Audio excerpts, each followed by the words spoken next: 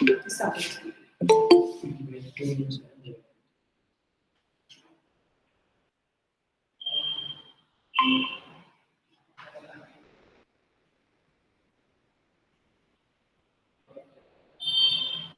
afternoon, ma'am. Good afternoon. Good afternoon, ma'am, sir.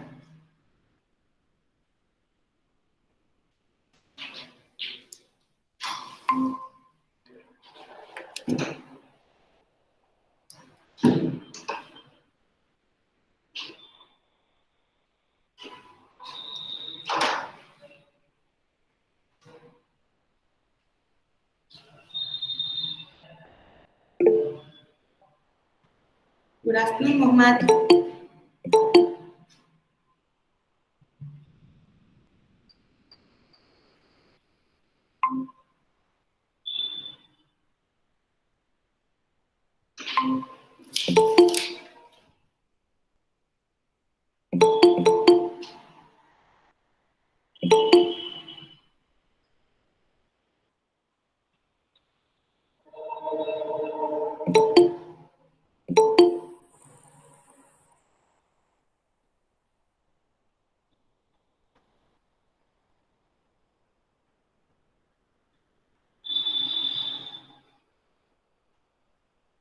Good afternoon, Shah.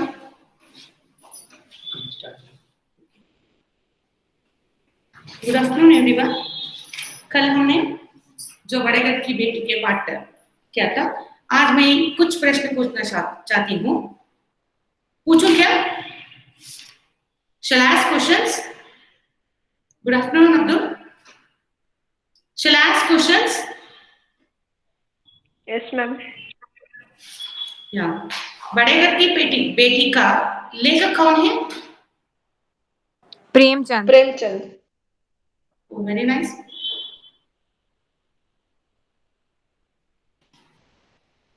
Beni Madho Singh कौन थे? लाल बिहारी गौरीपुर के जमींदार.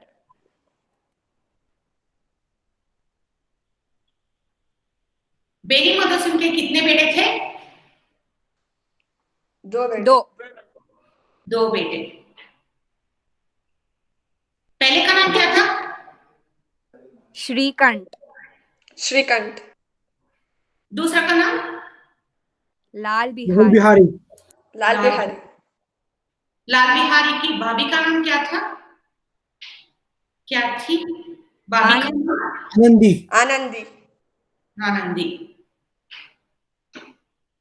आनंदी के पिता के नाम? भूप सिंह.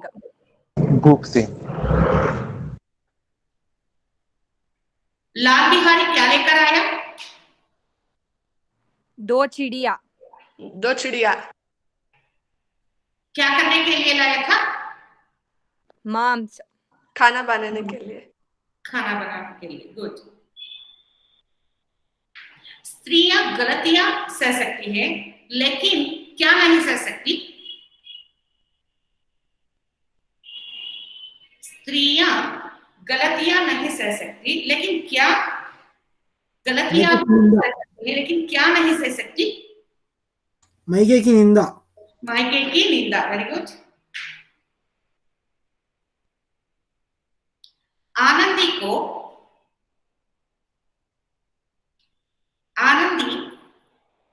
अपनी मायके में कैसे थी? मायके में कैसे थी?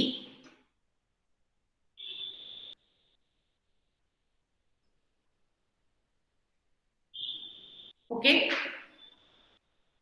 आनंदी देखने में कैसे थी? रूपवती थी. बहुत खूबसूरत थी. बहुत सुंदर थी. भूप सिंह के कितने बेटे थे? लड़कियां? 7 बेटियां थे. 7. कितनी बेटियां थी?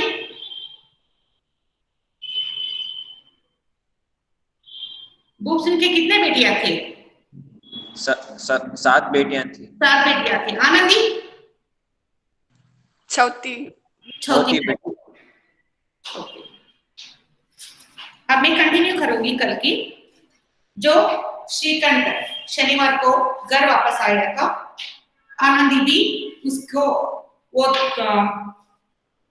लाल बिहारी के बारे में शिकायत करना चाहती थी। फिर इसके पहले ही लाल बिहारी ने श्रीकंठ से कहा कि तो भाभी जी मुझे बहुत डांटा, ये सब किया। फिर रात को जब लाल बिहारी श्रीकंठ आनंदी के पास आई तो आनंदी ने कहा कि आपका जो भाई है मुझे खड़ाऊ से मारने के लिए तैयार हो गया। यह बात सुन के वो उनको बहुत बुरा लगा। फिर ये जाके अपने पिताजी से कहा कि मेरे पत्नी से ऐसे व्यवहार कर रहा है, इसलिए मैं आज से उनको मेरा भाई नहीं समझूंगा, ऐसे कह दिया। लेकिन बेनी माधव सिंह इस बात को अपने बेटे से समझाते हुए कहा कि तुम स्त्री की बात में मत आओ, पहले तुम्हारी भाई की ओर ध्यान करो, इसके बाद पत्नी के बारे में। बेनी माधव सिंह पुराने आदमी थे, इन भावों को उठाड़ गए। उन्होंने निश्चय किया चाहे कुछ ही क्यों ना हो, इन द्रोहियों को ताली बजाने का अवसर ना दो। तुरंत कोमल शब्दों में बोला, बेटा मैं तुमसे बाहर नहीं हूँ, तुम्हारे जो चीज चाहे करो, अब तो लड़के से अपराध हो गया। फिर बाप ने कहा कि जो अड़ोस पड़ोस के लोग उनके घर के पास आए और घर में वे आकर इनकी घर की तमाशा देख के ये इनको अच्छा नहीं लगा, इसलिए इन्होंने बेनी माधव सिंह ने कहा कि बेटा मेरे बेटे से अपराध हुआ है, तुम जो उनके अपराध के लिए जो शिक्षा देना चाहते हो तुम दे सकते हो। इलाहाबाद का अनुभव रहित जल्लाया हुआ ग्रेजुएट इस बात को ना समझ सका। उसे डिबेटिंग क्लब में अपनी बात पर अड़ने की आदत थी। इन हथकंडों की उसे क्या खबर, बाप ने जिस मतलब से बात पलटी थी वो उसकी समझ में ना आया। बोला, लाल बिहारी के साथ अब मैं इस घर में नहीं रह सकता। फिर इन्होंने वो उनके बाप का क्यों कहा, क्या कहा इनको मालूम नहीं हुआ, इसलिए इन्होंने अपने बाप से कहा कि आज से तुम मेरे वो लाल बिहारी के साथ मैं इस घर में नहीं रहता हूँ। बेनी माधव बेटा बुद्धिमान लोग मूर्खों की बात पर ध्यान नहीं देता, वह बेसमझ लगता है। उसे जो कुछ भूल हुई उसे तुम बड़े होकर क्षमा करो।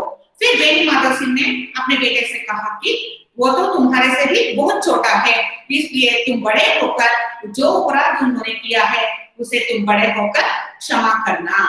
श्रीकंठ ने कहा, उसकी इस दुष्टता को एक कदापि नहीं सह सकता, या तो वही घर में रहेगा या मैं ही। आपको यदि वो अधिक प्यारा है तो मुझे विदा कीजिए, मैं अपना भार अब संभालूंगा। यदि मुझे रखना चाहते तो उससे कहिए जहां चाहे चला जाए, बस यह मेरा अंतिम निश्चय है। फिर श्रीकंठ ने अपने बाप से कहा कि आपको मैं प्यारा हूँ या लाल बिहारी, आप ही दोनों में निर्णय कीजिए। आप चाहे लाल बिहारी को अपने पास रखना चाहे तो मैं इस घर से बाहर चला जाऊंगा, नहीं तो आपको यहाँ पर रहना हो तो लाल बिहारी इस घर से बाहर जाना है। इस बात को श्रीकंठ ने अपने पिता बेनी माधव सिंह से कहा। लाल बिहारी सिंह दरवाजे की चौखटे पर चुपचाप खड़ा बड़े भाई के बातों सुन रहा था। वो उनका बहुत आदर करता था। उसे कभी इतना साहस न हुआ था कि श्रीकंठ के सामने चारपाई पर बैठ जाए, हुक्का पी ले या पान खा ले। लेकिन लाल बिहारी अपने भाई को बहुत आदर करते थे, सम्मान देते थे, मर्यादा देते थे। वो अपने भाई का बहुत आदर भी करते थे, इसलिए वो सब बात जो दरवाजे के पास खड़े होकर सब कुछ सुन रहा था। बाप का भी वो इतना मानना करता था, श्रीकंठ का भी उस पर हार्दिक स्नेह था। लेकिन लाल बिहारी अपने बाप से भी ज्यादा सम्मान करता था उनके भाई से। फिर ऐसे ही श्रीकंठ भी अपने भाई को बहुत प्यार करता था। वो हमेशा उनके साथ दोस्त जैसे था। अपने दोस्त में उन्होंने कभी उसे गुड़ तक ना था। जब वो इलाहाबाद से आए तो उसके लिए कोई ना कोई वस्तु अवश्य लाते। मुखर की जोड़ी उन्हीं को बनवा दी थी। वो अपने भाई से कितना प्यार करता था कि उनके लिए वो इलाहाबाद से वापस आने के समय रोज हर शनिवार कुछ न कुछ लेकर आता था। फिर ऐसे ही यहाँ पर भी वो उनके लिए मुखर बनाया था। मुखर माने जो करने की, व्यायाम करने की एक वस्तु, एक चीज था, उनको भी वो ला कर दिया था। पिछले साल जब उसने अपने दैनिक जवान के नागपंचमी के दिन दंगल में पछाड़ दिया तो उन्होंने पुलकित होकर अखाड़े में ही जाकर उसे गले से लगा लिया और 5 रुपये के पैसे उठाए थे। ऐसे बाई के मुंह से आज ऐसी हृदय विदारक बात सुनकर लाल बिहारी को बड़ी ग्लानि हुई। वो फूट फूट कर रोने लगा। इसमें संदेह नहीं कि अपने लिए कर्तव्य रहा था। फिर यहाँ पर क्या हुआ, जो लाल बिहारी था वो सोचने लगा कि मेरे भैया मुझसे इतने प्यार करते थे, लेकिन मैंने भूल किया। वो अपनी करनी पर पछताने लगा, इसलिए वो फूट फूट कर रोने लगा, जोर जोर से रोने लगा। फिर इसमें और मैं उनके सम्मुख कैसे जाऊंगा, उसे कैसे बोलूंगा, मेरी आंख उनके सामने कैसे उठेंगे। उसने समझा कि भैया मुझे बुलाकर समझा देंगे। इसी आशा के विपरीत आज उससे उन्हें निर्दयता की मूर्ति बने हुए पाया। जो लाल बिहारी ने सोचा कि जो उनके भैया उनको पास बुलाएगा और प्यार से समझाएगा कि तुम यह बात ऐसे मत करो, आज से तुम ये सब छोड़ दो, अच्छे लड़का बनो, ऐसे समझाएगा। इन्होंने समझा कि कौन समझा ऐसे? लाल बिहारी ने समझा। लेकिन क्या हुआ?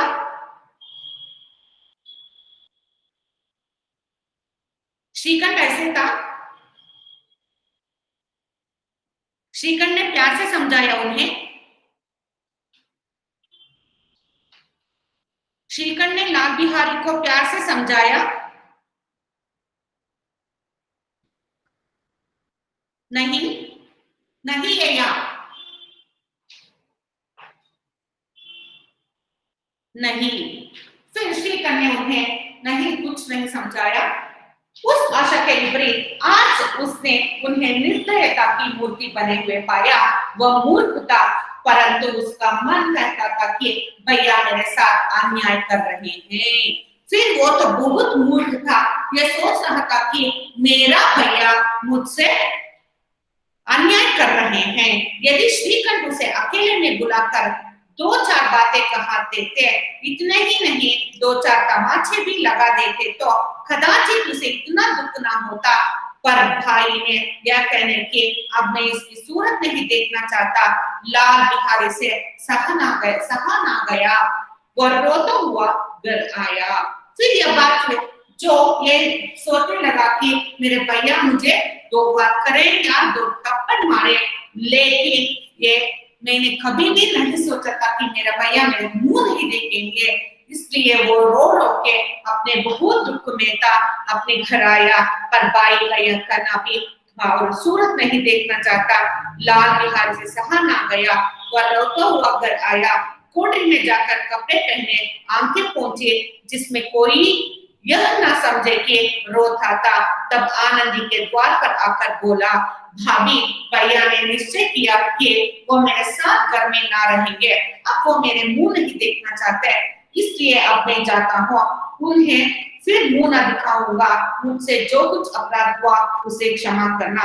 यह कहते कहते लाल बिहारी का गला भर आया। फिर क्या हुआ, लाल बिहारी सीधा अपने कमरे में गया। कमरे में जाकर उन्होंने अपनी कपड़े बदल कर वो सीधे अपने भाभी की कमरे के पास आया और भाभी से पूछा कि भाभी भैया ने निश्चय किया कि मैं इस घर में ना रहूं, उनका शक्ल ना देखूं, इसलिए मैं घर छोड़कर जा रहा हूँ, मेरे अपराध के लिए आप क्षमा कीजिए। ऐसे उन्होंने अपनी भाभी से पूछा और ऐसे कहने पर उनका गला भर आया। वो बहुत दुख में था। जिस समय लाल बिहारी सिर झुकाए आनंद के द्वार पर खड़ा था, उस समय श्रीकंठ भी आंखें लाल किए बाहर से आए। भाई को खड़ा देखा तो घृणा से आंख फेर लिए और कथा कर निकल गए, मानो उसके परचाही से दूर भागते हो। उसी समय श्रीकंठ भी उधर आया, लेकिन उनका आंख बहुत लाल हो गए थे, वो बहुत गुस्से में थे। वो लाल बिहारी की परछाई को भी नापसंद करते थे। ऐसे ही इतनी दूर वो पाकर चला गया।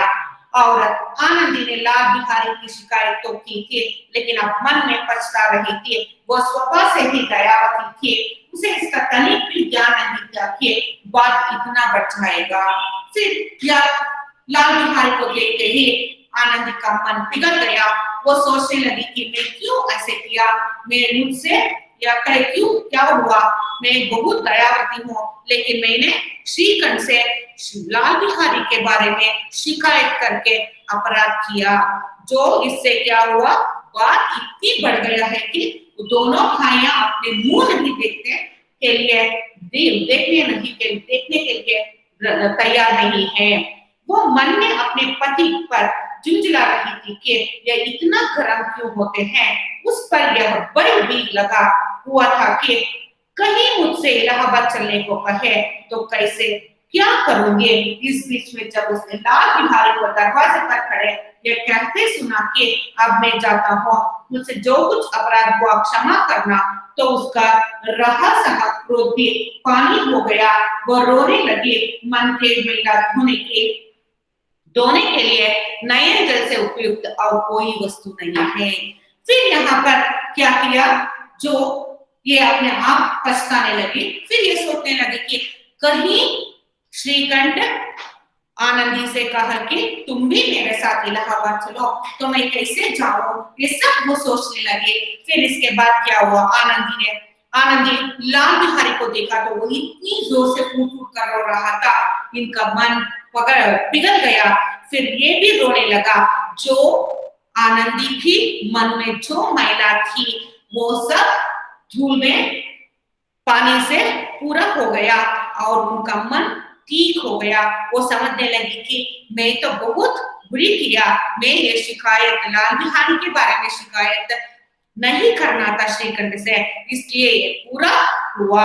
फिर ये भी श्रीकंठ को देखकर आनंदी ने कहा, फिर आनंदी ने सोचा कि मैं ही ये पूरा संभालना है, इसलिए वो श्रीकंठ से कहा, लाल बिहारी बाहर खड़े बहुत रो रहे हैं।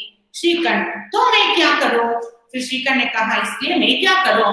आनंदी भीतर बुला लो, मेरी जीभ में आग लगे, मैंने कहां से ये झगड़ा उठाया। फिर वो कहा कि आप अंदर बुला लो, नहीं तो वो बहुत रोने लगता है। फिर आनंदी ने कहा, मेरी जीभ में आग लगना है, मैंने इस बात को कहा, इसलिए मैं इस झगड़ा का मुख्य कारण मैं ही हूँ। श्रीकंठ मैं ना बुलाऊंगा। आनंदी पछताओगे, उन्हें बहुत ग्लानि हो गई, ऐसा ना हो कहीं चला दे। फिर ये कहा कि जो समय बीतेगा वो वापस नहीं आएगा, इसलिए अभी सोचो, क्योंकि तुम अगले दिन पछताओगे, क्योंकि वो एक बार घर छोड़कर बाहर गया तो घर वापस नहीं आएगा। श्रीकंठ ने उठे। इतने में लाल बिहारी ने फिर कहा, भाभी भैया से मेरा प्रणाम कर दो, वो मेरा मुंह नहीं देखना चाहते, इसलिए मैं भी अपना मुंह इन्हें ना दिखाऊंगा। फिर लाल बिहारी दरवाजे पर खड़े होकर कहा कि भाभी मैं मुझसे क्षमा, मैं भाभी भैया से कह दो कि मेरा प्रणाम कहने दो, और वो मेरे मुंह नहीं देखना चाहते हैं और मैं भी उनको मेरे मुंह ना दिखाऊंगा। लाल बिहारी इतना कहकर लौट पड़ा और शीघ्रता से दरवाजे की ओर बढ़ा। अंत में आनंदी कमरे से निकली और उसका हाथ पकड़ लिया।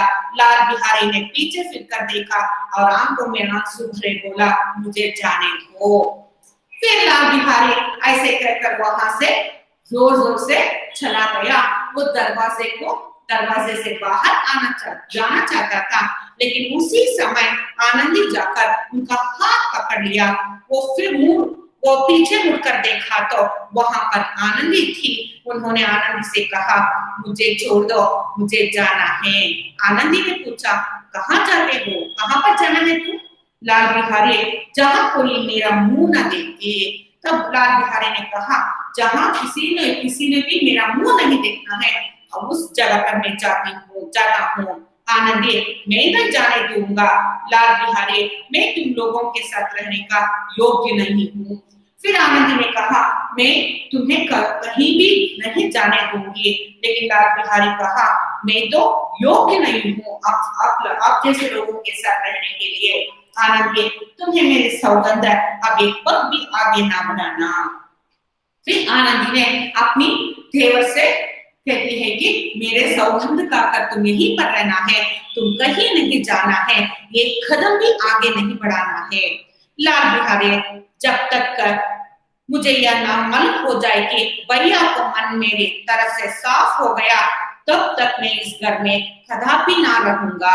फिर इन्होंने कहा कि जो भैया है, मेरे भैया को बुरा मेरे भैया ने मुझे क्षमा कर लिया तो उस समय मैं घर में रहूंगा, ना तो मैं इस घर में नहीं रहूंगा। फिर आनंदी मैं ईश्वर को साक्षी देकर कहती हूँ कि तुम्हारी ओर से मेरे मन में तनिक भी मैला नहीं है।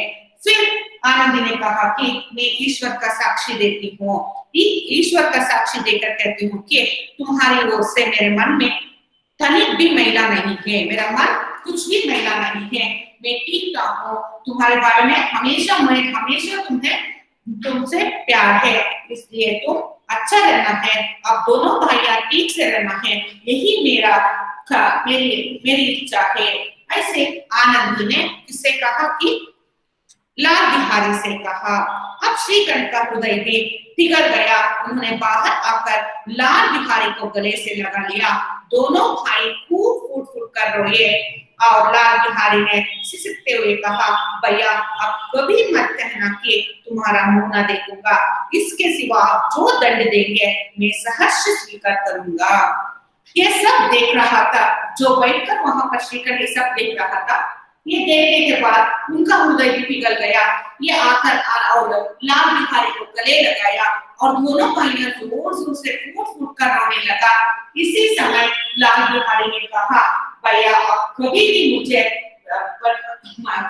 मुझे मत कहना कि मेरा मुंह नहीं देखूंगा, इसके सिवा अब जो दंड देंगे हमें खुशी खुशी से वो दंड स्वीकार के लिए तैयार हो। श्रीकंठ ने कांपते हुए स्वर से कहा, लल्लू इन बातों को बिल्कुल भूल जाओ, ईश्वर चाहेगा तो फिर ऐसे अवसर ना आएगा। फिर श्रीकंठ ने कहा, ए लल्लू तुम ऐसा मत कहो, ऐसे हमारा घर में कभी भी ऐसे नहीं आएगा, ऐसे अवसर नहीं आएगा। बेनी माधव सिंह बाहर से आ रहे थे, वो दोनों भाइयों को गले मिलके लेकर आनंद से पुलकित हो गए। फिर वहां पर क्या कौन आए? बेनी माधव सिंह आए। ये इन दोनों बेटों गला लगे रहते, या देखकर वो बहुत खुश हो गए, बहुत आश्चर्य से देखने लगे, बोल उठे, बड़े घर की बेटियां ऐसी ही होती है, बिगड़ता हुआ काम बना लेती हैं।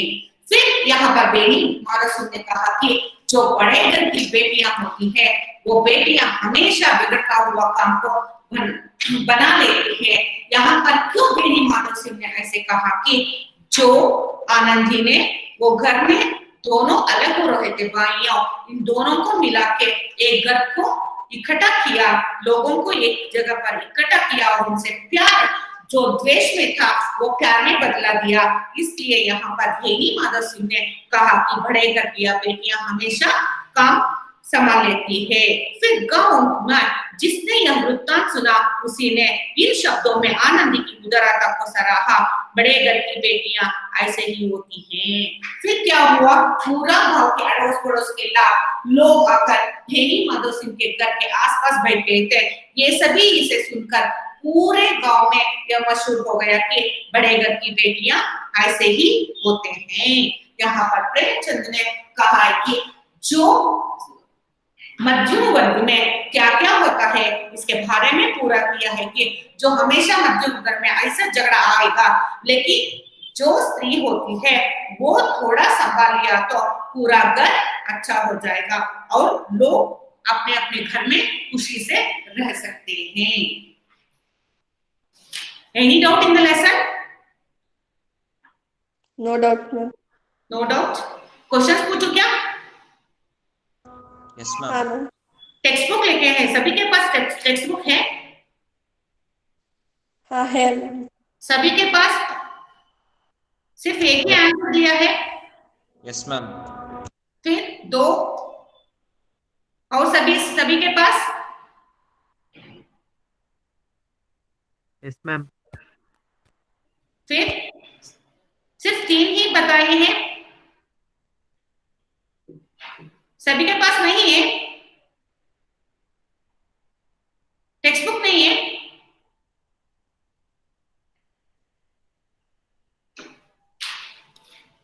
प्रश्न पूछूं क्या? Yes ma'am. Yes, ma'am. Answer करेंगे? Yes, ma'am. Yes ma'am. किसकी आंखें लाल हो गई थी? श्रीकंठ। श्रीकंठ की। Ma'am, your voice is breaking. मेरा वॉइस ब्रेक हो रहा है? हाँ मैम।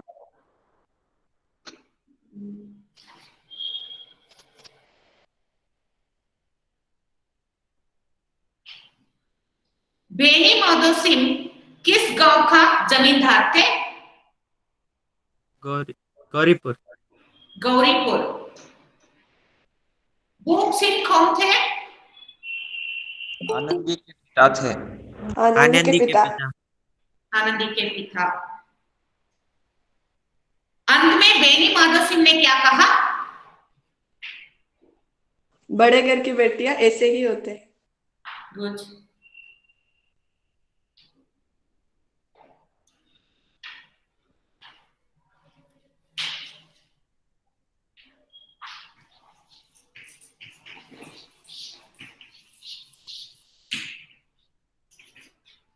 इसके बारे में मालूम है? ता, ते, थी।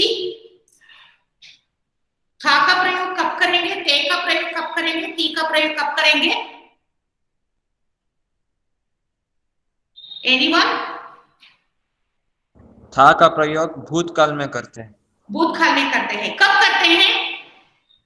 पुल्लिंग के लिए इस्तेमाल करते हैं। पुल्लिंग के लिए सिर्फ। पुल्लिंग बहुवचन हो तो थे। थे। फिर था। फिर था कब होगा? था का प्रयोग कब होगा?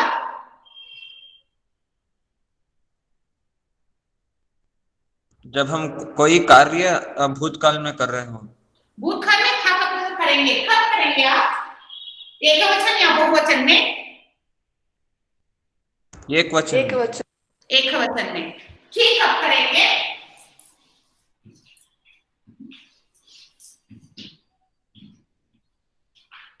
ठीक कब करेंगे? स्त्रीलिंग के लिए। स्त्रीलिंग के लिए। और वहां पर सिर्फ स्त्रीलिंग के लिए एक वचन या बहुवचन? एक एक वचन। एक वचन या बहुवचन के लिए करेंगे? एक वचन के लिए करें। एक वचन के लिए। ओके। बहुवचन आए तो? बहुवचन आए तो?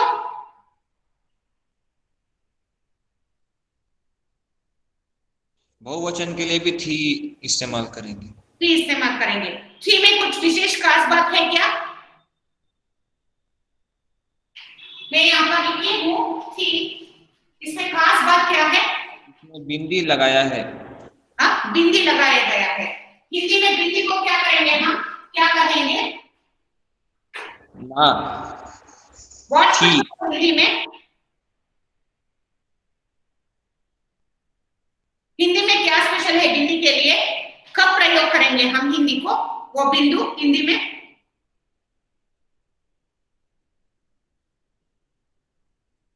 बहुवचन मालूम है आपको? हाँ मैम। हाँ, जब बहुवचन होता है तब हम यह बिंदु का प्रयोग करेंगे। था एकवचन पुल्लिंग होता है तब था का प्रयोग करते हैं। था का प्रयोग हम भूतकाल में करते हैं। और ऐसे ही थे बहुवचन पुल्लिंग होता है। था के लिए एक एग्जाम्पल है, राम जाता था। और थे का प्रयोग पुल्लिंग बहुवचन को करते हैं। राम और रावण दोनों जाते थे। थे का प्रयोग तब होता है। फिर सीता वन जाती थी।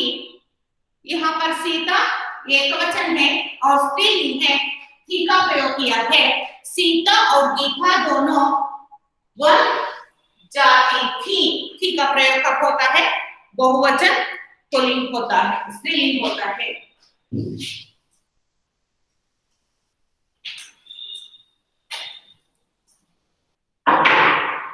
वर्णमाला के बारे में कुछ पता है क्या? महाप्राण, अल्पप्राण, एनीवन? महाप्राण, अल्पप्राण?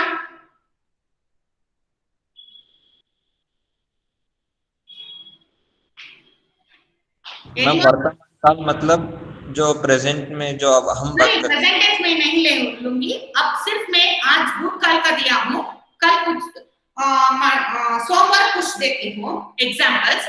मैं पूछ रही हूँ स्वर, वर्णमाला में स्वर व्यंजन होते हैं ना, उनके बारे में बता है, मैं बताऊं। स्वर व्यंजन, अल्पप्राण, महाप्राण, किसको जानना है उसके बारे में जानना चाहते हैं? No answer. आ ई जो हम उनके बारे में जानना चाहते हैं।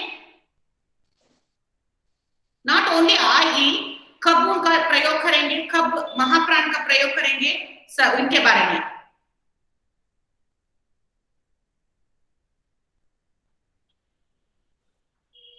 Yes ma'am. हाँ,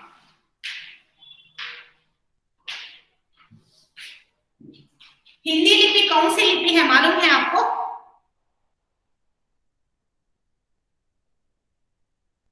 हिंदी का लिपि को कौन सी लिपि कहते हैं हम? मालूम है किसी को? लिखित। देवनागरी लिपि।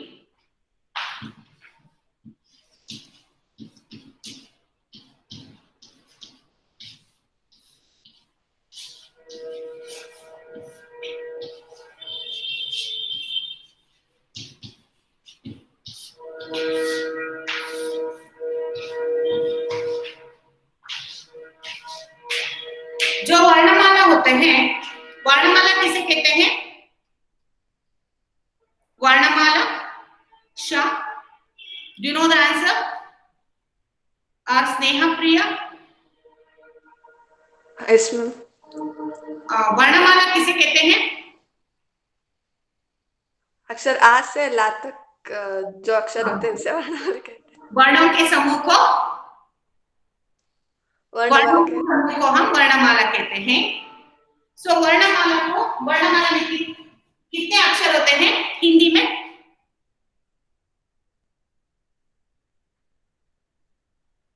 वर्णमाला में कितने अक्षर होते हैं? Anyone answer? श, पवन, स्नेहप्रिया, मोहम्मद?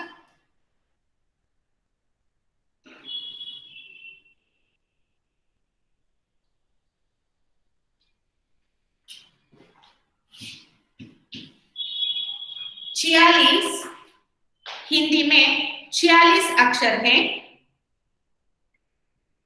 इस 46 अक्षर को हम दो भाग में बांट लेते हैं। एक है स्वर व्यंजन,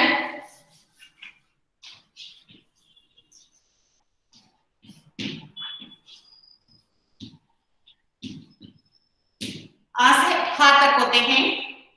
जो स्वर होते हैं, स्वर किसे कहते हैं? स्वर किसे कहते हैं? आ ई आ से आहा तक। आ से आहा तक। डेफिनेशन,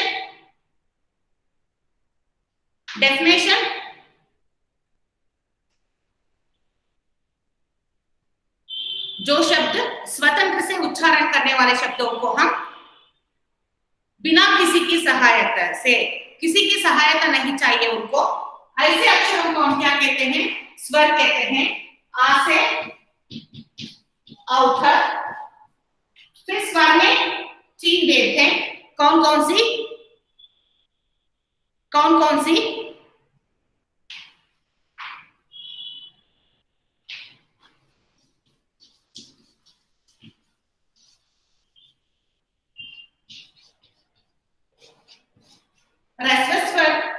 दीर्घ स्वर प्लुत स्वर, फिर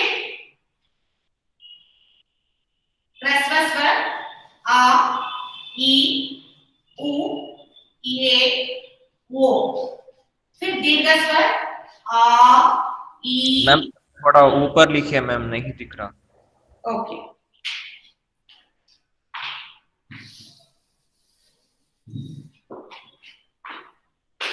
आप देख सकते हो क्या इधर लिखा तो? Yes ma'am. हाँ।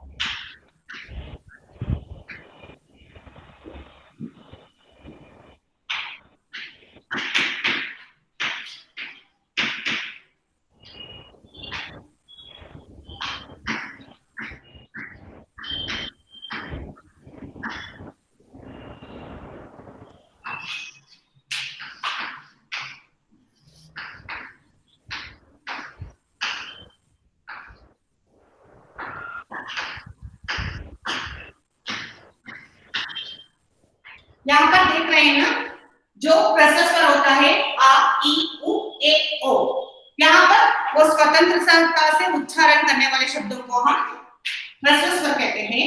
जो दीर्घ स्वर होता है वो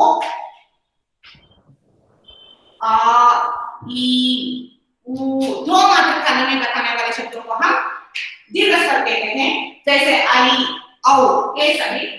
देन अम, अन, अह जो विसर्ग है। फिर प्लुत स्वर को लेंगे, जो प्लुत स्वर आप कहीं सांप को, आपके पास सांप आ गए तो हम क्या करेंगे, हाँ कहेंगे ना, वहां पर एक और साउंड होते हैं ना, उसे प्लुत स्वर कहते हैं हम। सिर्फ स्वर में ह्रस्व स्वर, दीर्घ स्वर है, फिर आ से आहा तक जो होते हैं उन्हें स्वर कहते हैं। उनमें उनको 3 भाग में विभाग करते हैं, ह्रस्व स्वर, दीर्घ स्वर और प्लुत स्वर। चलिए मूल व्यंजन।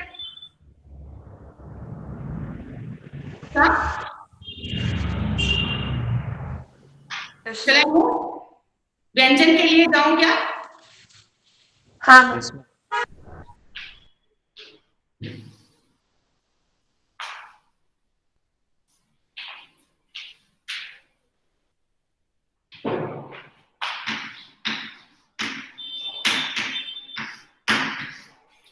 व्यंजन किसे कहते हैं? व्यंजन किसे कहते हैं?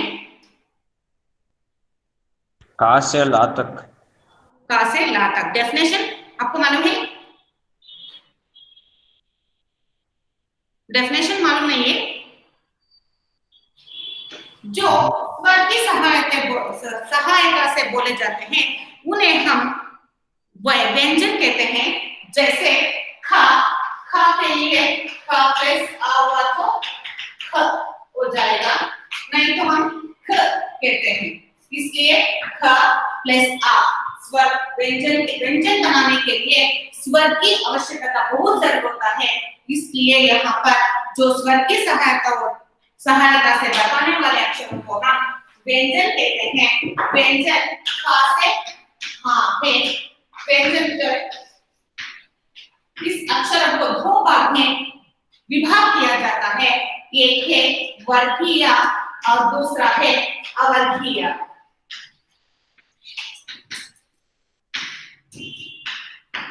जो वर्गीय व्यंजन है फिर उनमें 2 भाग कितनी होता है वर्गीय व्यंजन में?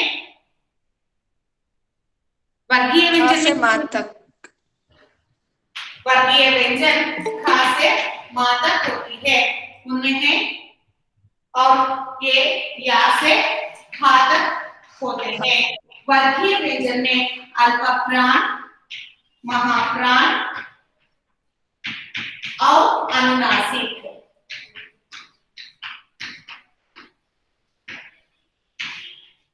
फिर अल्पप्राण, अल्पप्राण किसे कहते हैं?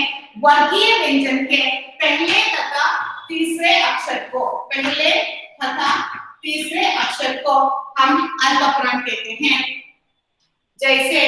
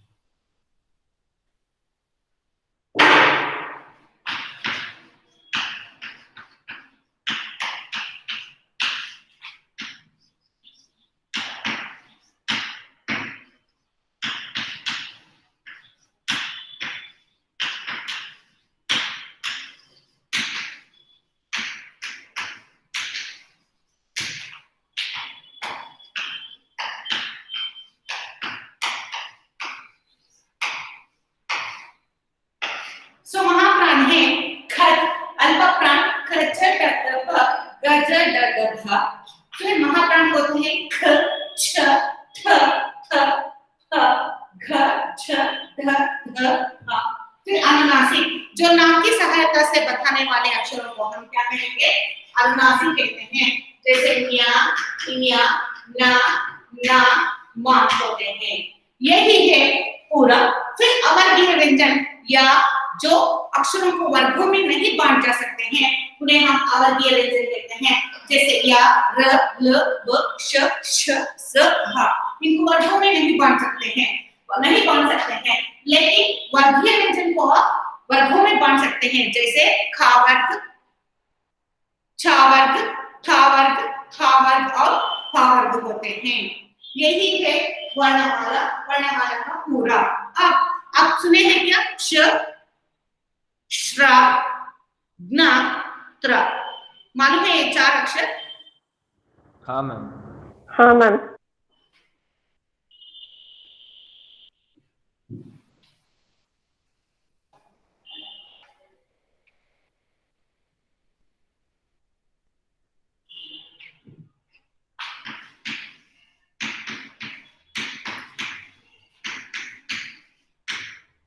कैसे बनते हैं ये क्ष, त्र, ज्ञ, श्र? मालूम है?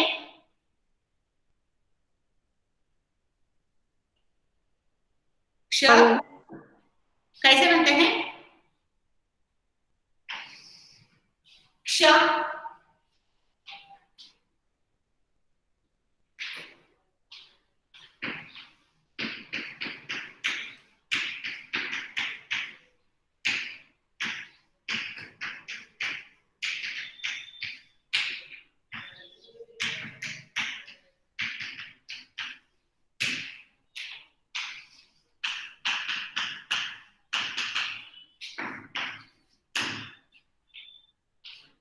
आप देख सकते हैं क प्लस श, क्ष हो जाता है।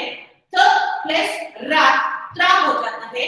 झ प्लस निया, न होता है। फिर श प्लस र, श्र होता है। यही हमारा पूरा वर्णमाला।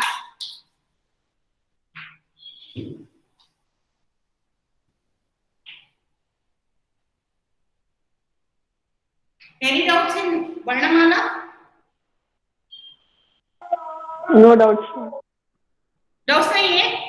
पवन, Shah, Mohammad, Abdul? No ma'am. Others not replying anything? No doubt, ma'am.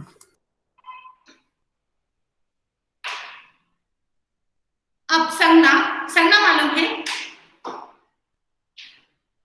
संज्ञा। हाँ मैम। नाम सुना है क्या संज्ञा का? नाउन। हाँ मैम। Noun, noun. आज एक्सप्लेन करूं या मंडे करूं? क्वेश्चन पूछो क्या आगे करिए। वर्णमाला के बारे में प्रश्न पूछो क्या? No answering? Yes ma'am.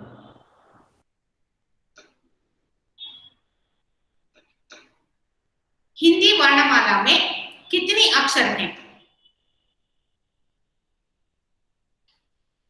46। 46। 46। स्वर में कितने भेद हैं? 3। 3। 3।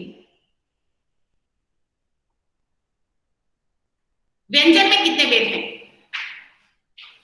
2। 2। वर्गीय व्यंजन में कितने भेद हैं? 3। 3 भेद हैं। अनुनासिक किसे कहते हैं? जो नाक दो। का शब्द करता है। नाक से कौन कौन से हैं अक्षर? का, चा, ना, मा, ना, न्या, इन्या।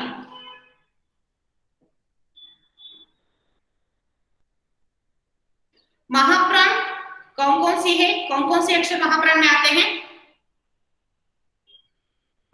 ख, घ, छ, झ। सिर्फ 4 ही? थ,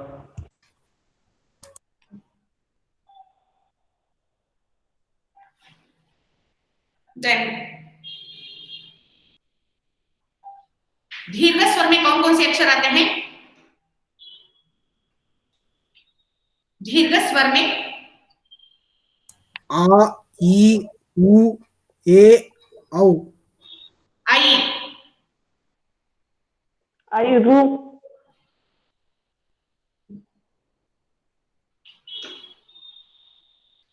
अवर्गीय व्यंजन कौन कौन सी है? अवर्गीय व्यंजन या से हाथ तक। या से हाथ तक।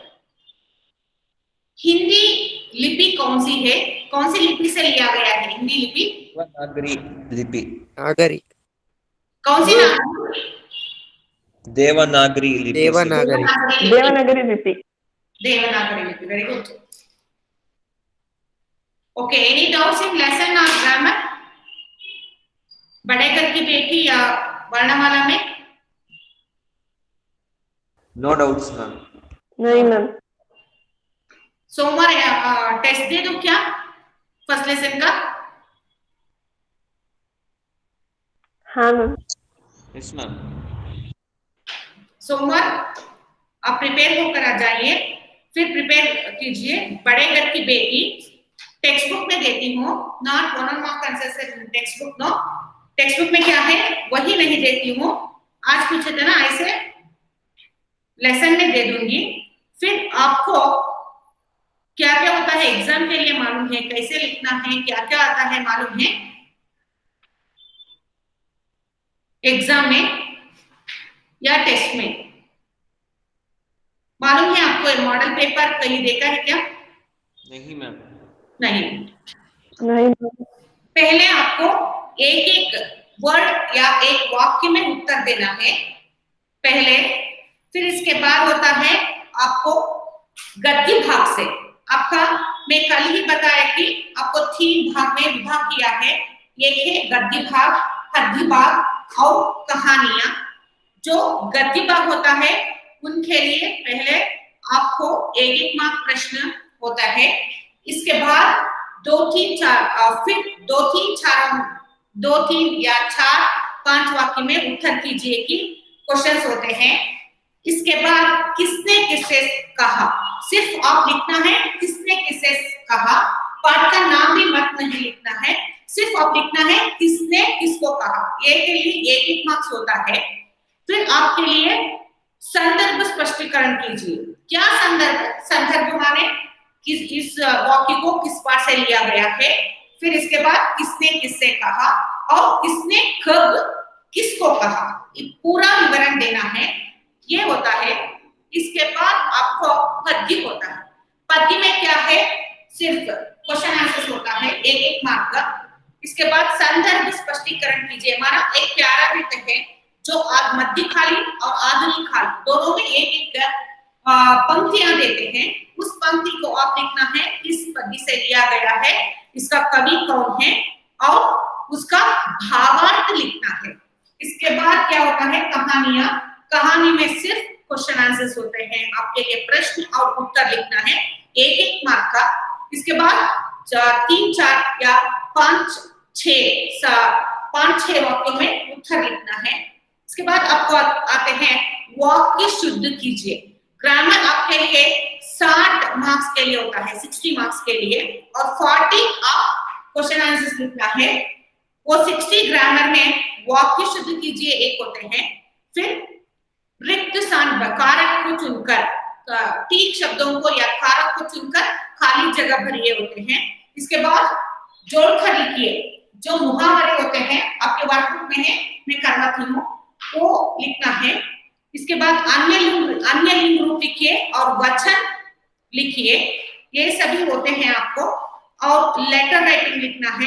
लेटर राइटिंग माने चिट्ठी पत्र 1, और नहीं तो पिताजी के लिए 500 रुपया मांगते हुए पत्र लिखना है।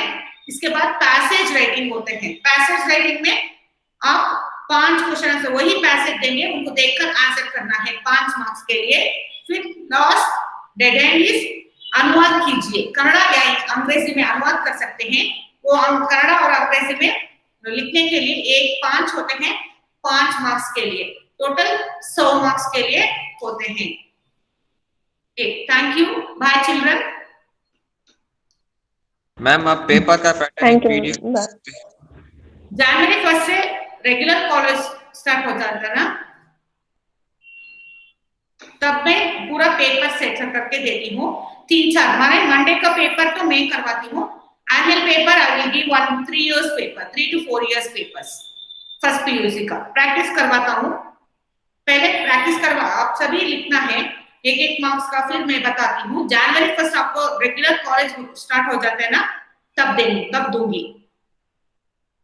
हमको ग्रामर के लिए भी दूसरा नोट्स रखना है?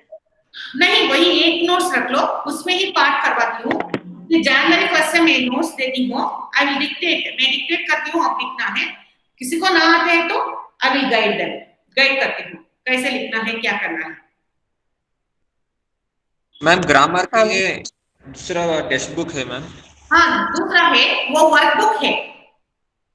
वो सिर्फ ग्रामर नहीं, क्वेश्चन आंसर्स भी है उनमें और सभी है उनमें, लेकिन मैं अलग जो ग्रामर आपका टेक्स्ट बुक में होता है, वो टेक्स्ट बुक में ग्रामर भी लिखवाती हूँ। वो आपकी जो नोट्स होते हैं उसी में लिखना है आप। ठीक है मैम। हाँ ma'am. Any doubts children? No ma'am. Bye, thank you children. Thank you ma'am, bye ma'am. Thank you ma'am. Thank you ma'am, bye ma'am.